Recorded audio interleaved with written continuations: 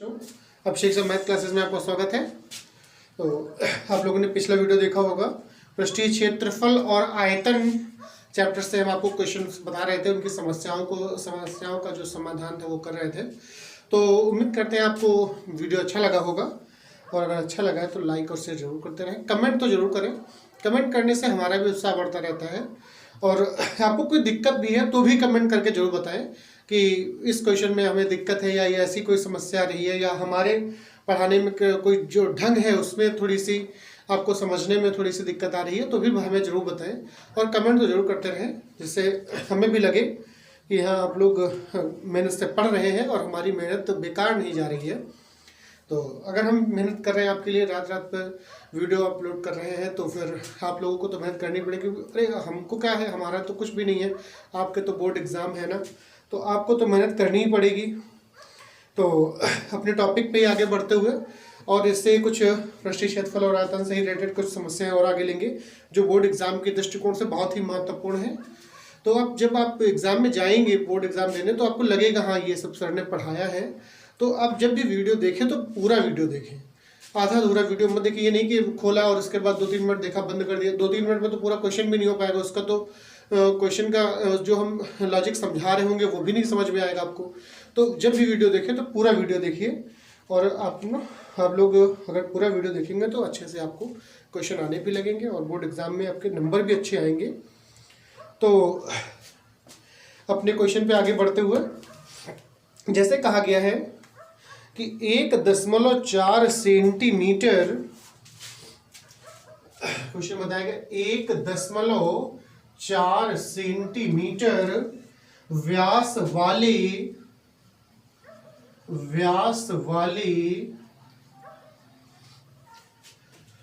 कंचों को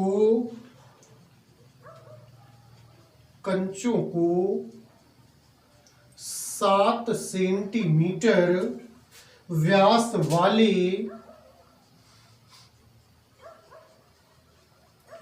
बेलनाकार बीकर में डाला जाता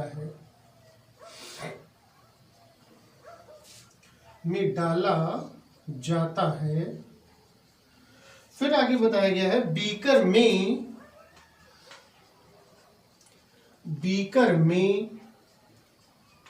कितने कंचे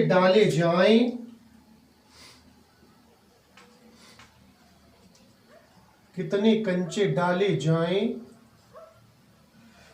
कि बीकर के पानी का तल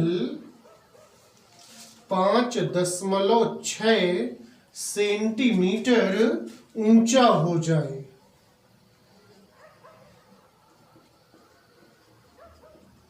ऊंचा हो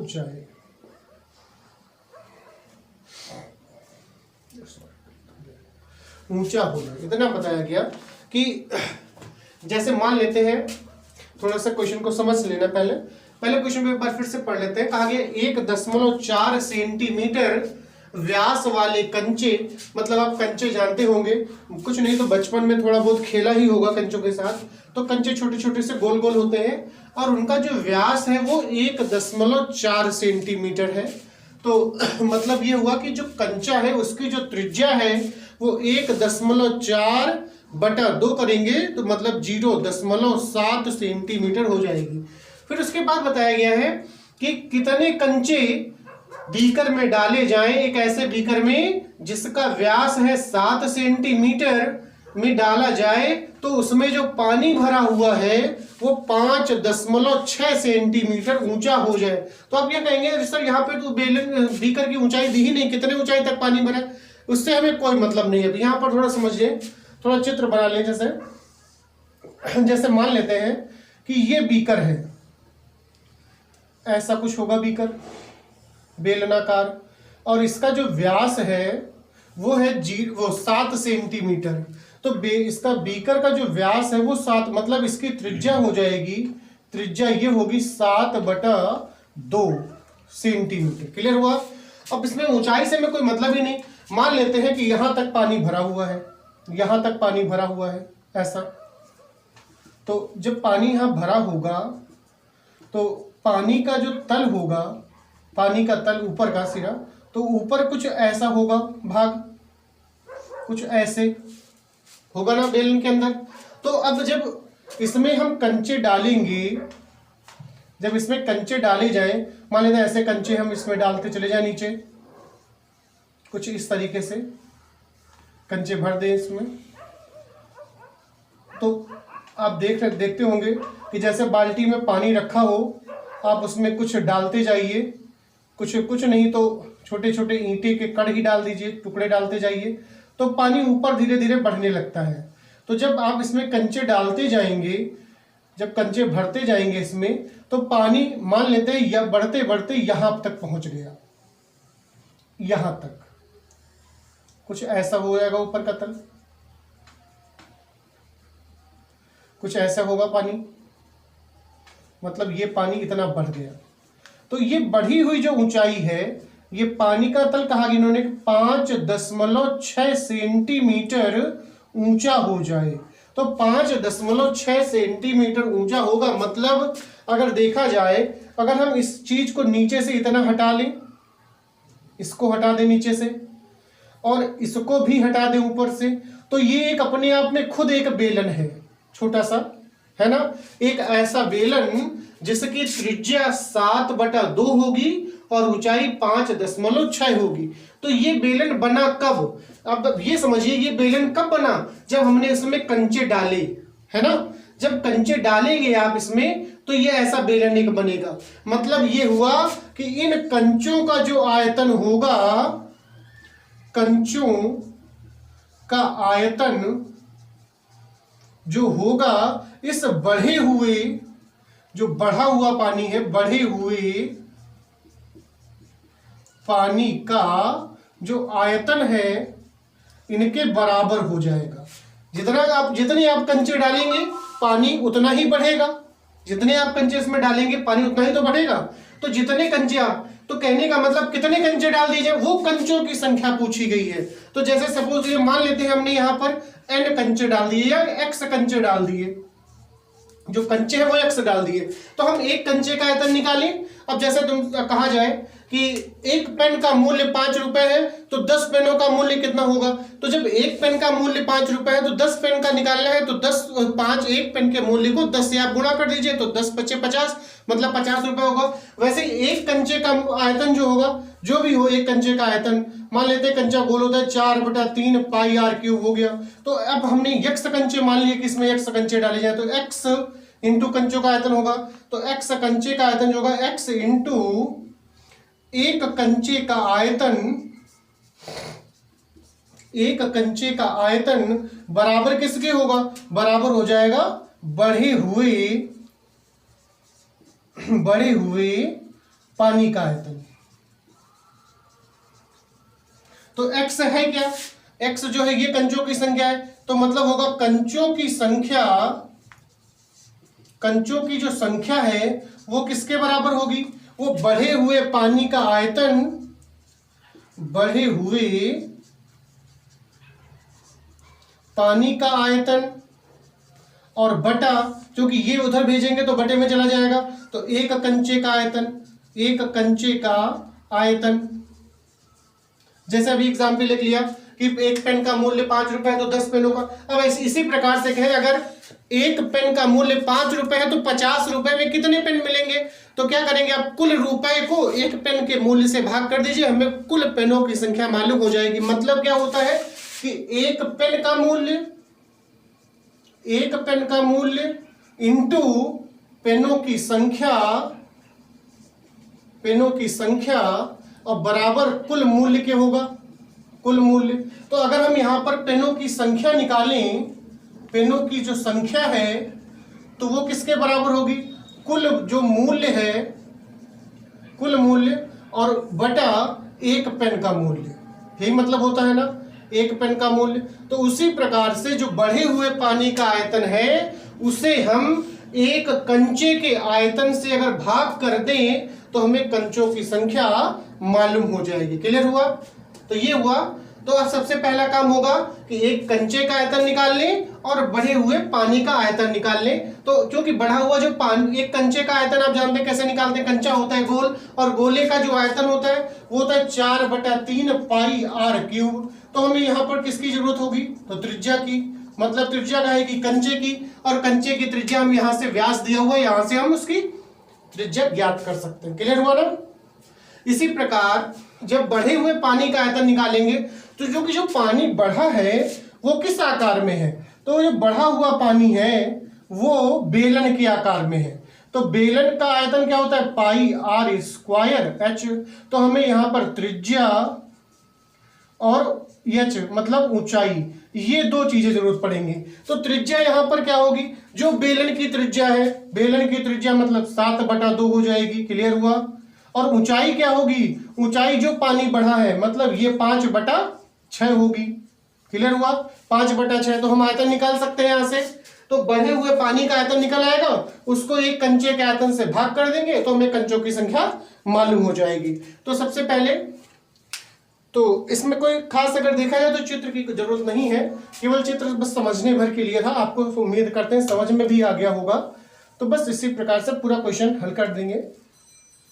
तो यहां पर पहले जो चीजें दी गई हैं उन्हें नोट कर लें। तो जो चीजें दी गई हैं तो सबसे पहले लिखेंगे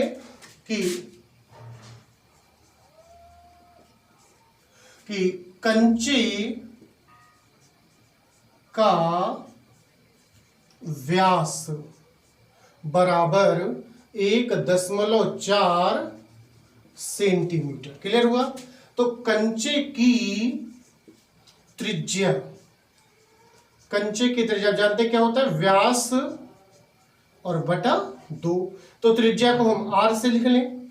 r बराबर हो जाएगा व्यास 1.4 और बटा 2। थोड़ा और हल्का करना चाहिए, दशमलव हटा देंगे, नीचे 0 बढ़ जाएगा। तो 2 से इसे काट दें, 2 सती 14 और 2 से इसको काट दें, 10 आ जाएगा। तो r बराबर यहां पर हो जाएगा 7/10 सेंटीमीटर। ये हो गई एक कंचे की त्रिज्या।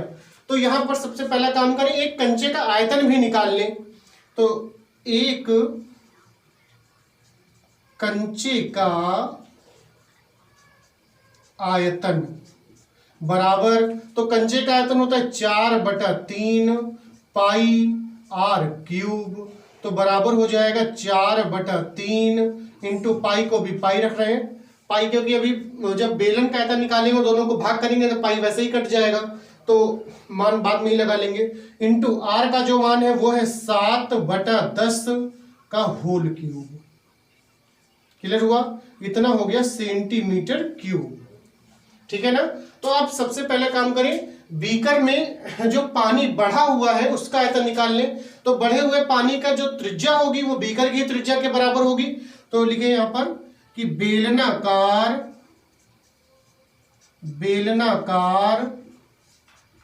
बीकर के आधार की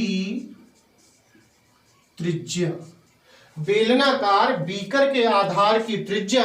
अब चूंकि यहां पर आर मान चुके हैं लेकिन आर का यूज भी कर चुके हैं तो कोई बात नहीं, अगर आर ही मान लेते हैं त्रिज्या, या चेंज कर ले R1 कर दें। R1 बराबर, चूंकि व्यास है 7 तो त्रिज्या होगी 7, या ऐसा कर सकते हैं आधार का व्यास लिख लें, बाद में त्रिज्या निकाल देंगे।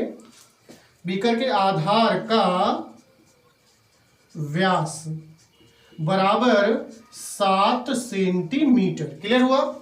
तो बेलनाकार बीकर के आधार की त्रिज्या, तो जानते हैं आप त्रिज्या होती है व्यास बटा 2। तो यहां पे डायरेक्ट लिखे दे रहे R1 बराबर, तो R1 बराबर 7/2 सेंटीमीटर। तो बढ़े हुए पानी की ऊंचाई, बेलनाकार बीकर में बढ़े हुए पानी की ऊंचाई बढ़े हुए पानी की ऊंचाई h बराबर 5.6 सेंटीमीटर। क्लियर हो गया। तो अब दोनों चीजें आ गई। तो बेलनाकार बीकर में जो बढ़ा हुआ पानी है उसका आयतन निकाल लेते हैं। बेलना या सीधे लिख सकते हैं बीकर में, बार बार बेलनाकार की जरूरत नहीं है। तो बीकर में बढ़े पानी का आयतन बराबर, तो हमने बताया पानी किस आकार में बढ़ा, बेलन के ही आकार में बढ़ा है, तो फार्मूला बेलन वाला ही लगेगा, पाई आर स्क्वायर एच। अब यहां पर ध्यान ये देना है कि जो हमने बेलन की जो त्रिज्या मानी है वो R1 है, तो यहां पर पाई R1 स्क्वायर लिखेंगे, ना कि R लिखेंगे। क्लियर हुआ। तो पाई इंटू R1 का मान जो है वो है 7/2, तो 7/2 का वर्ग, और इंटू H का मान है 5.6, ये हुआ सेंटीमीटर क्यूब। क्लियर है। तो बढ़े हुए पानी का आयतन आ गया। तो अब कंचों की संख्या निकालने लिखिए, चूंकि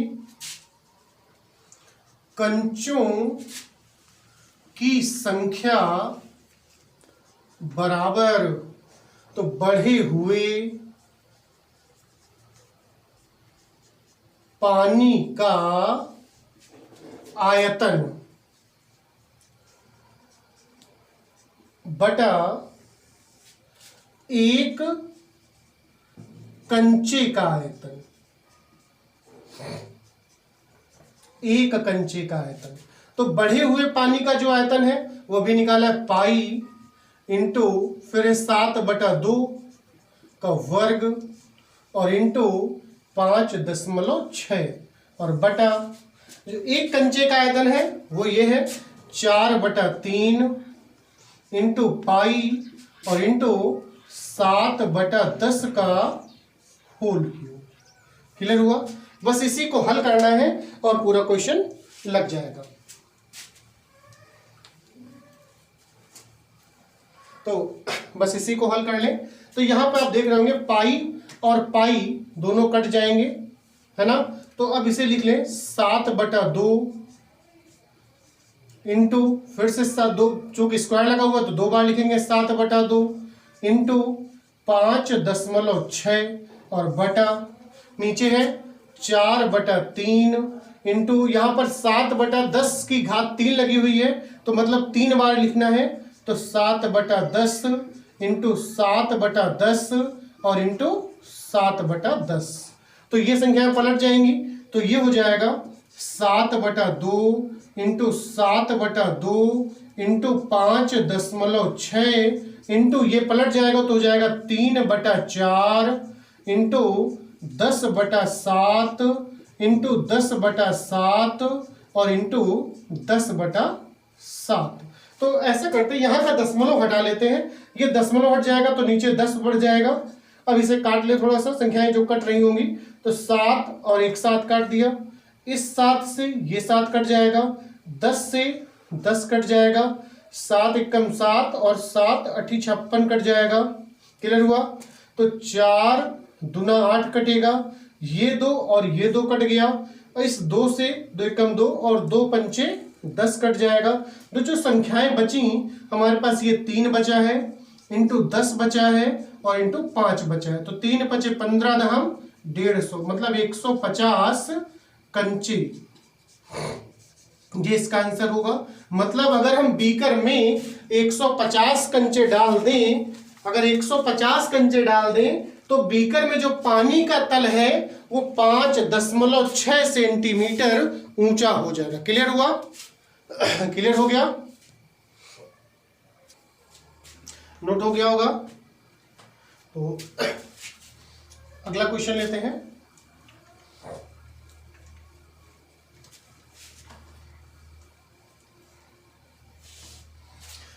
अगला क्वेश्चन कहा गया है कि एक बर्तन नहीं एक ठोस, कहा गया है एक ठोस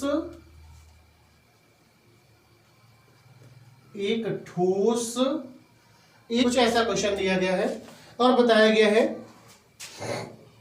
कि एक ठोस एक अर्धगोले पर खड़े शंकु के आकार का है, जिनकी त्रिज्याएं, मतलब त्रिज्याओं से मतलब है, यहाँ पे त्रिज्या नहीं कहा गया, त्रिज्याएं मतलब अर्धगोले और शंकु दोनों की जो त्रिज्या है वो 1 सेंटीमीटर है, तथा शंकु की ऊंचाई उसकी त्रिज्या के बराबर है। मतलब ये हुआ कि जो शंकु की ऊंचाई है त्रिज्या के बराबर और त्रिज्या है 1, तो मतलब हुआ ऊंचाई भी 1 सेंटीमीटर ही होगी। फिर कह रहे हैं इस ठोस का आयतन पाई के पदों में ज्ञात कीजिए, पाई ना भी हो तो आयतन ज्ञात कीजिए।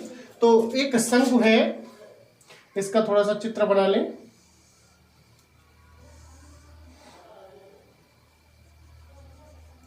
और ये एक अर्धगोले के ऊपर अध्यारोपित है, ऐसे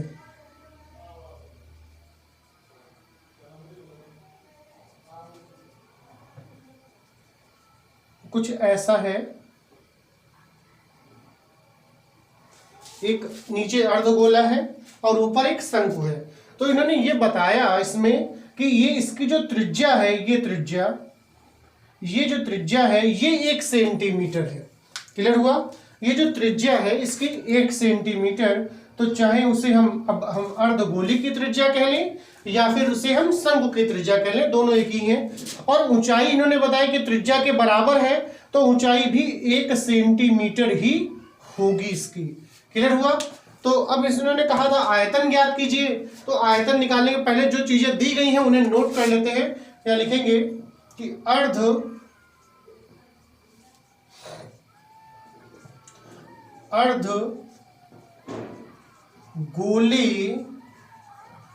की त्रिज्या, अर्धगोले की त्रिज्या r बराबर 1 सेंटीमीटर। और बताया गया शंकु की त्रिज्या, चूंकि शंकु की त्रिज्या वो भी 1 सेंटीमीटर है इसलिए r ही इसे मान लें। चूंकि दोनों मान अलग अलग होते हैं तो r1 या r2 मानते, अलग अलग मान भी मानते हैं उनके। जब दोनों के मान सेम है तो दोनों के लिए r ही रख लेते हैं।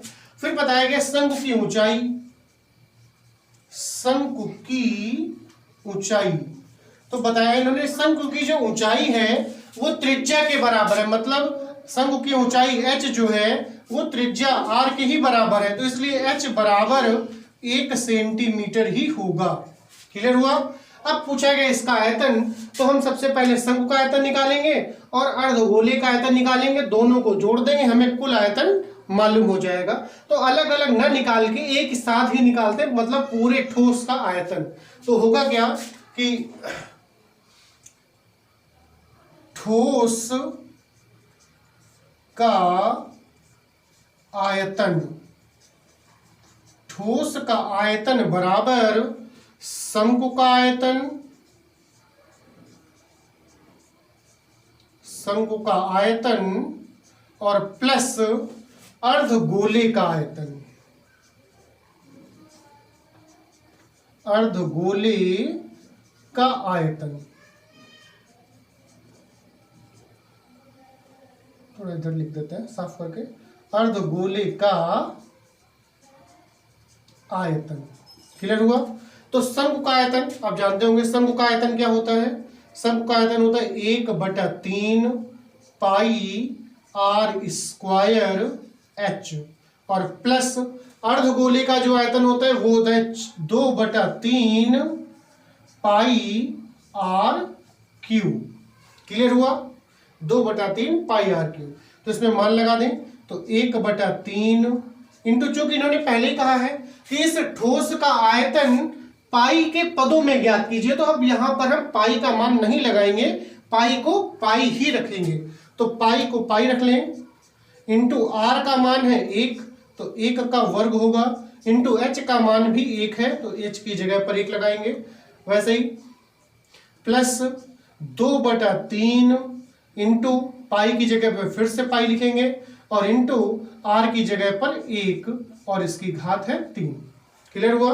तो 1 की घात 2 का मतलब 1 ही होगा, 1 इंटू 1 मतलब 1, और 1 को फिर 1 से गुणा करेंगे तो फिर 1 आएगा, तो इसकी गुणा हो जाएगी पाई/3। ऐसे प्लस 1 की घात 3 है, 1 पर चाहे जितनी भी घात हो 1 का मान हमेशा 1 ही रहेगा, तो यहां पर बचेगा 2 पाई बटा 3। क्लियर हुआ। तो अब देख रहे होंगे यहाँ पर दोनों के हर बराबर है। जब हर बराबर होते हैं तो अंश सीधे जुड़ जाते हैं, तो यहाँ पर 2 पाई और पाई जुड़ के हो जाएगा 3 पाई और बटा 3। तो 3 और 3 कट जाएगा, तो यह आ जाएगा पाई और सेंटीमीटर क्यूब। अगर यहाँ पर यह भी कहा होता है इस ठोस का आयतन ज्ञात कीजिए और ये ना कहता कि पाई के पदों में ज्ञात कीजिए, तो हम पाई का जगह पे मान लगा लेते, चाहे तो 22/7 लिख लेते या फिर 3.14 लिख लेते और सेंटीमीटर क्यूब ये इसका आयतन हो जाता। क्लियर हुआ। क्लियर हो गया होगा तो नोट कर लीजिए।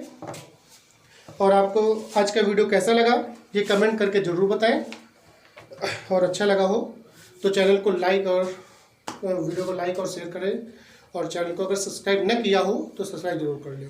ठीक है, तो स्वस्थ रहें, मस्त रहें, व्यस्त रहें। धन्यवाद क्लास।